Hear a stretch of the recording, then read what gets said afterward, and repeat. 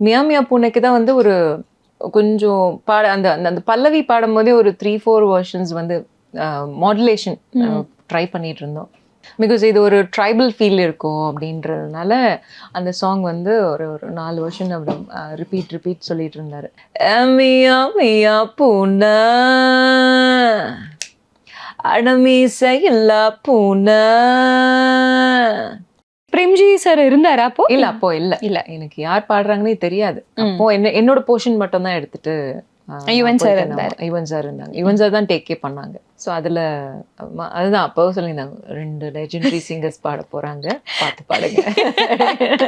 Mississippi நதி இது மினிஸ்கட்டில் நடக்குது, பசிபிக்கல் கலப்பது படுக்கையில் போராடுது, அந்த நிலாவத்தான் அப்படின்னு பாடுறேன் நான். அதுக்கப்புறமா சார் வந்து இல்லை அந்த நிலாவத்தான் ரொம்ப கலோக்கியலா, பிகாஸ் சில ஊர்ல வந்து நிலா அப்படின்னு தான் இது பண்ணுவாங்க. அந்த நான் நீயும் பாட முடியாது, நீனா பியோர் அந்த இது ஹார்மனிஸும் பாடணும் ப்ளஸ் சோலோஸும் இருக்கு அப்படின்னு சொல்லிட்டு சொன்னாங்க. நான் ஹார்மனி சொல்லிட்டோன்னே ராஜா சார் நான் பாடுறேன். ஏன்னா பிகாஸ் ஒரு பிளஸ்டான ஒரு ஸ்டேஜ் இல்லைங்களா, லைக் என்ன சொல்கிறது, ஒரு ட்ரீமான ஒரு ஸ்டேஜ். லைக் எஸ்பிபி சார், ஏசா சார், சித்ராமா, Uma Ramanan ma'am, Balamurali Krishna sir and டோட்டலாக லெஜெண்டரி மியூசிஷியன்ஸ். 1000 நிலவேவா அது ரொம்ப டஃப் சாங். அது அந்த டஃப் சாங் தெரியாமல் நான் வந்து எனக்கு கொடுத்துட்டாங்க, நான் ஸ்டேஜில் தான் நம்ம பாடுவோம்ல அப்படின்ற மாதிரி நான் ரொம்ப இதுவாக பண்ணிட்டேன். பட் நிறைய மிஸ்டேக்ஸ் பண்ணியும் அவர் வந்து எனக்கு ஸ்டேஜில் அப்ரிஷியேட் பண்ணார். எல்லாருமே சீரியஸ்லி ரொம்ப அழகாக பாடினீங்கம்மா அப்படின்னு அவ்வளோ என்கரேஜ் பண்ணுற ஒரு பர்சனை நான் பார்த்ததே கிடையாது. அண்ட் ஒரு நார்மல் அப்போ நான் ஒரு ஸ்டேஜ் சிங்கராக இருந்து அம்மா அவர் வந்து என்கரேஜ் பண்ணார், நல்லா ப்ராக்டிஸ் பண்ணுங்க, யூ ஹாவ் குட் டோன், ரொம்ப அழகாக இருக்குது, ஸோ கீப் ப்ராக்டிஸ் அப்படின்னு சொல்லிட்டு என்னை பிளஸ் பண்ணார். அந்த மூமெண்ட் ரொம்ப மறக்க முடியாத மூமெண்ட். அதுக்கப்புறமா அவரோட ஆஃப்டர் பிளேபேக் அவரோட பாடுறதுக்கெல்லாம் நிறைய வாய்ப்புகள் கிடைச்சு. ராஜா சார் கான்சர்ட்லேயும் சரி, அவரோட ஓன் கான்சர்ட்லேயும் பாடுறதுக்கெல்லாம் வாய்ப்பு கிடைச்சிது. யுவன் சார் நிறைய இடத்துல சொல்லியிருக்காரு, நான் அப்பா கிட்ட இருந்து கொஞ்சம் எடுத்துப்பேன், பாட்டுக்காக அங்கங்க எடுத்துப்பேன் சொல்லி. ஏன்னா நிறைய ட்ராக்ஸ் அவருக்கு எப்போதுமே டெய்லி ஒர்க்ஸ் இருக்கும்.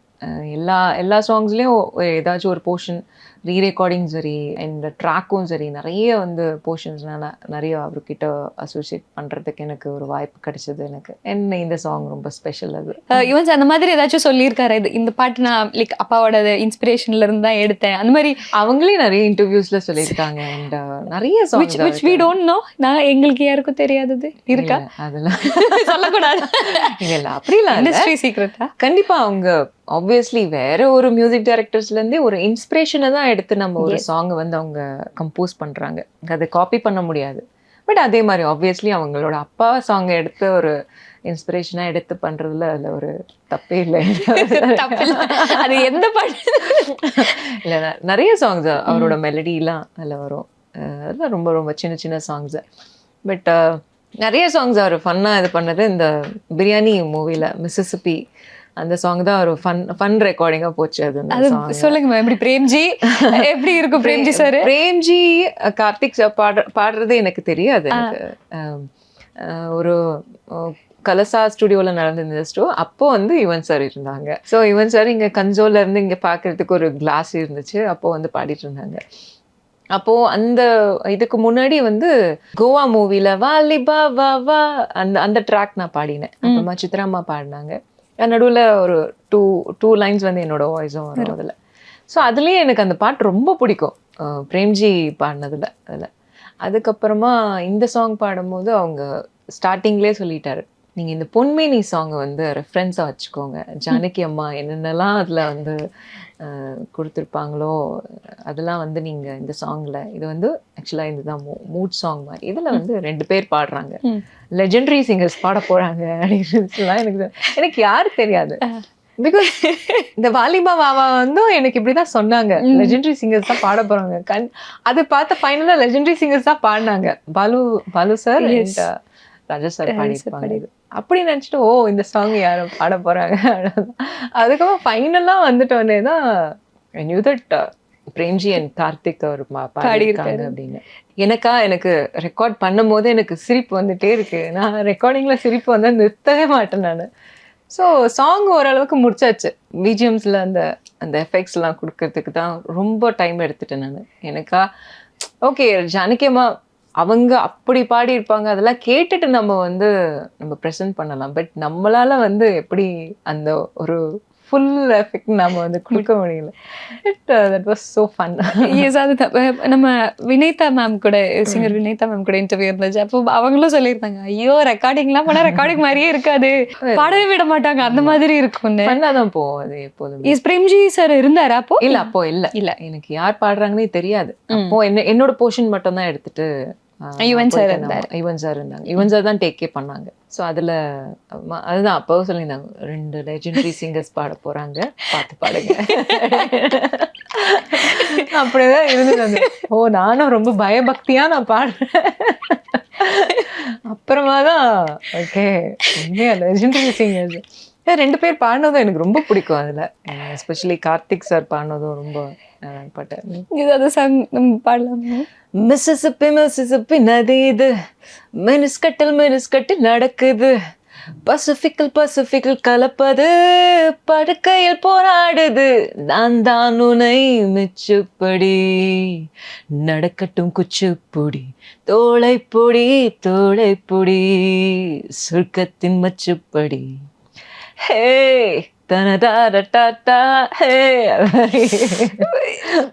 இந்த ஒரு வாய்ஸ் மாடுலேஷன் ட்ரை பண்றது இருக்கு. இப்போ நீங்க டிஎஸ்பி சார் கூட இருக்கிறதெல்லாம் நீங்க சொன்னீங்க, லைக் ரொம்ப டேக் போனாரு, ரொம்ப வெர்ஷன்ஸ் ட்ரை பண்ண சாங்ஸ், அந்த மாதிரி ரெக்கார்டிங் செஷன்ஸ்ல ஏதாச்சும் நடந்திருக்காங்க? வெர்ஷன்ஸ் உட்காந்து பாடி இருக்கேன்? இல்ல அப்படிலாம் போனது கிடையாது இது வரைக்கும். போன உடனே அண்ணா கரெக்டா செலக்ட் பண்ணிடுவார், இந்த டோன் தான். அந்த மாதிரி சொல்லும் போது தான் மியா மியா பூனையும் அப்படி மாதிரி தான்.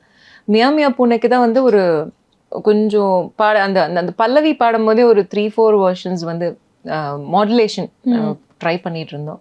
பிகாஸ் இது ஒரு ட்ரைபல் ஃபீல் இருக்கும் அப்படின்றதுனால அந்த சாங் ஒரு 4 வெர்ஷன் அப்படி ரிப்பீட் சொல்லிட்டு இருந்தாரு. So it's came out very well. அந்த சாங் ஆக்சுவலாக அந்த வாய்ஸில் இன்னும் அந்த என்னோட வாய்ஸ் இன்னும் போல்டாக இருக்கும் அண்ட் ரொம்ப லேசியாக இருக்க மாதிரி.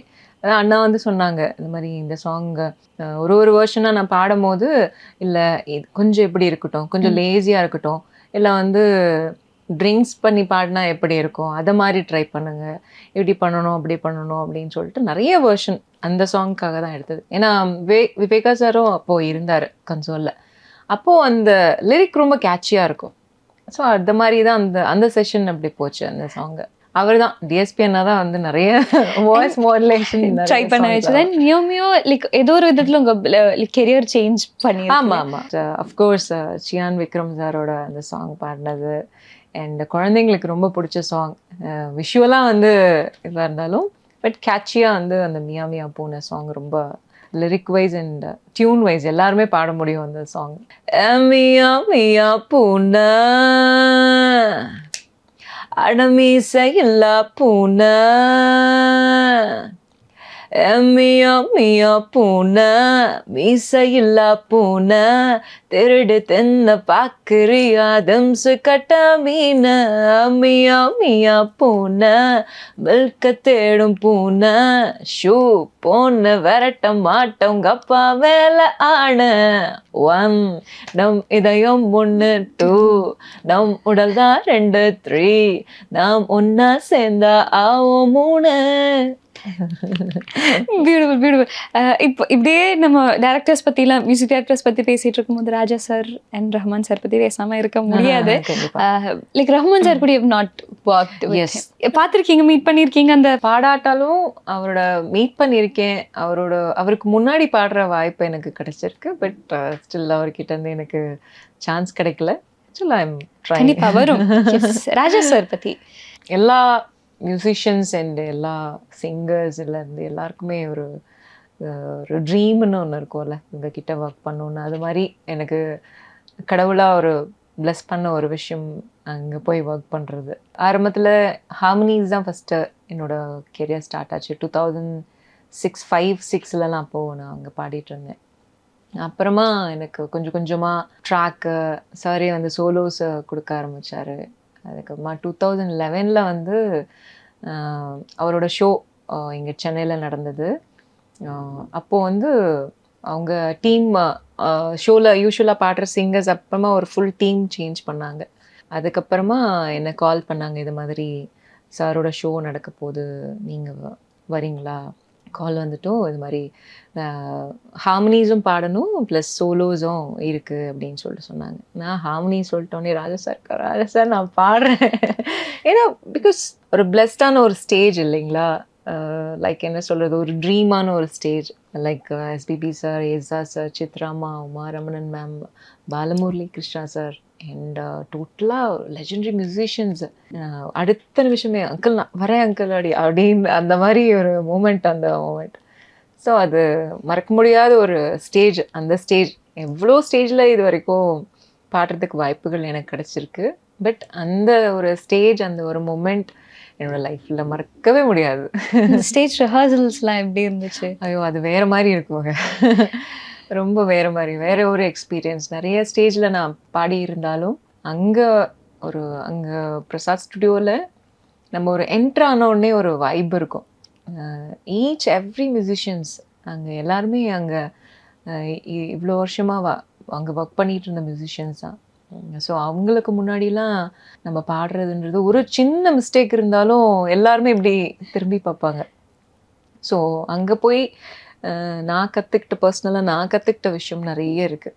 டிசிப்ளின், இப்படி பாடணும், அப்படி பாடணும், இந்த நோட் இப்படி வந்து அப்படி ப்ராக்டிஸ் பண்ணணும், எப்படி அதை கொண்டுட்டு வரணும், எப்படி ப்ரெசென்ட் பண்ணணும், எல்லாமே நிறைய விஷயம் கற்றுக்கிட்டது அங்கே ஒரு அதுதான். ராஜா சார் ப்ரெசன்ஸில் அந்த ரிஹர்சல்ஸ்லாம் இப்போ நம்ம நிறைய இப்போ வீடியோஸ்லாம் நிறைய வருது, அவர் எப்படி கரெக்ட் பண்ணுவார், அது எப்படி ப்ராப்பராக அலைன் பண்ணி கொண்டு போவாருங்கிறது. பட் அப்போது எப்படி இருந்துச்சு? இதே மாதிரி தான். அவர் எப்போதுமே அவர் தான். he never sacrificed his music. அவரோட இதில் வந்து எதுவுமே வந்து நான் பண்ண மியூசிக் இதில் இப்படி வரணும். ஸோ அதனால அவர் சின்ன சின்ன விஷயமா ஒரு எழுத்து கூட தப்பாக இருக்கக்கூடாது, என்ன ஒரு கார்டு, ஒரு கீ கூட வந்து இது போகக்கூடாது, அது எல்லாமே நோட் பண்ணிட்டு இருப்பார். ஸோ அந்த ஒரு சின்சியர், அவரை மாதிரி ஒரு டெடிக்கேட்டடான ஒரு பர்சன் பார்க்குறதுக்கே நம்மளுக்கு நிறைய கற்றுக்கணும்னு நம்மளுக்கு தோணும். அந்த மாதிரி நீங்கள் அந்த ஸ்டேஜில் லைக் பாடும்போது அது இப்படி இல்லைன்னு அவரே பாடி காட்டுற மொமெண்ட் அப்படி இருந்திருக்கா? நான் இப்போது ரீசெண்டாக இப்போ ட்ரெண்ட் ஆகிட்டு அந்த நிலாவா தாக்கையை பிடிச்சேன். அது வந்து 80th பர்த்டேக்காக கோயம்புத்தூரில் நடந்தது. அந்த ஷோவில் ஒரு 4 பாட்டு நான் பாடிக்கினேன் நான். அப்போது வந்து லைக் அந்த நிலாவத்தா அப்படின்னு பாடினேன் நான். அதுக்கப்புறமா சார் வந்து இல்லை அந்த நிலாவத்தா ரொம்ப கலோக்கியலா, பிகாஸ் சில ஊர்ல வந்து நிலா அப்படின்னு தான் இது பண்ணுவாங்க. அந்த நான் நீயும் நான் பாட முடியாது, நீனா பியோர் அந்த இது அந்த நிலாவத்தான். அது அவர் சொன்னது உண்மையா. அது அப்புறமா சொன்ன அந்த நிலாவத்தான். அப்புறமா நெக்ஸ்ட் ஷோல இருந்து நாங்க வந்து நான் கரெக்ட் லைக் இந்த மாதிரி கான்வர்சேஷன்ஸ் நடந்துகிட்டே இருக்குல்ல, லைக் ரெக்கார்டிங்ஸ் அப்பவும் எப்படி ரெக்கார்டிங்ஸும் அப்படிதான் போகும். ஷோஸ், ரிஹர்சல் என்ன ஒரு தப்பாக இருந்தாலும் அப்போவே கரெக்ட் பண்ணி அதை வந்து கரெக்ட் பண்ணிக்க வச்சுப்பார். ஈவன் நம்ம பாடுற லிரிக்காக இருக்கட்டும், இல்லை நம்ம ஒரு கஷ்டப்பட்டு பாடுறோம் அப்படின்னா இது மாதிரி பாடி பாருங்க, கொஞ்சம் ஈஸியராக இருக்கும். என்ன சொல்றது, சில பேருக்கு வந்து ஹை பிச் நோட் போகும்போது ஒரு நேசல் டோன் கேட்கும். ஸோ அதை வந்து ரவுண்டாக சார் வந்து ப்ரெசென்ட் பண்ண சொல்லுவார். இப்போ லைக் ஏ பாடல் ஒன்று ஏ சொல்லும் போது ஈ மாதிரி கேட்கும் அது வந்து. ஸோ அதெல்லாம் வந்து ஒரு ஸ்பெஷலாக அவர் மென்ஷன் பண்ணி அவர் சொல்லுவார். அந்த ஏ சொல்லும் போது ஏ அப்படி பண்ணக்கூடாது, ஏ பாடல் ஒன்று. ஸோ அந்த ஒரு சின்ன சின்ன இது. அதே மாதிரி மியூசிஷியன்ஸ்க்கும் எப்படி வாசிக்கணும், இதை எப்படி பண்ணுங்க, அப்போதான் அது வந்து அந்த டோன் கேட்கும். மியூசிஷியன்ஸாக இருந்தாலும் சரி, ஒரு சிங்கராக இருந்தாலும் சரி, எல்லாருக்குமே அவர்கிட்ட இருந்து நிறைய கத்துக்கிறதுக்கு நிறைய விஷயம். ஸ்கூல் கண்டிப்பா குருகுலம் தான் சொல்லுவேன். எஸ். இப்போ ஆல்மோஸ்ட் 20 years ஆஃப் பீயிங் இந்த இண்டஸ்ட்ரியில மேம், அப்போ நீங்க வந்த சமயத்துல இருக்கிற கல்ச்சருங்கிறது completely different. Music culture or இண்டஸ்ட்ரியோட கல்ச்சருங்கிறதே கம்ப்ளீட்லி டிஃப்ரெண்ட். இப்போ மேபி இந்த கோவிட்க்கு அப்புறம் இட்ஸ் ஆமா Totally டோட்டலி changed. சேஞ்ச். ஆமா அந்த ஷிஃப்ட் எப்படி உங்களுக்கு இருக்கு இப்போ? எல்லாருமே எஸ் நான் லைக் என்ன தெரியணும் ஏதாச்சும் நான் என்ன பிராண்டா கிரியேட் பண்றதுக்கு நான் ஏதாச்சும் ஒன்று பண்ணணுங்கிற ஒரு ஓட்டத்துல இருக்காங்கல்ல. ஆமா, நீங்க ஆமா. அந்த ஒரு காம் இல்ல, ஃபேஸ்ல இல்ல. இருந்தீங்கன்னு நினைக்கிறேன் அந்த சமயத்துல. நான் ரொம்ப காம் இப்பயும் அப்படிதான் இருக்கேன் நான். ஆக்சுவலி நிறைய பேர் சொல்லியிருக்காங்க, இவ்வளோ ஹிட் சாங்ஸ் வச்சிருக்கீங்க, ஏன் வந்து நீங்க வந்து உங்களை செல்ஃப் ப்ரமோட் பண்ணிக்க மாட்டீங்க அப்படின்னு சொல்லிட்டு. எனக்கு செல்ஃபா அந்த ஒரு இன்ட்ரெஸ்ட் வரல. ஜென்யூனா சொல்ல போனா அதுதான் உண்மை. நாமளே சொல்லணுமா அப்படின்னு நான் பிகினிங்லேயே நான் சொன்னேன். Yes. நான் பாட்டு பாடினதே வீட்டுக்கே வந்து நான் சொல்ல மாட்டேன் நான் அப்படியே அந்த.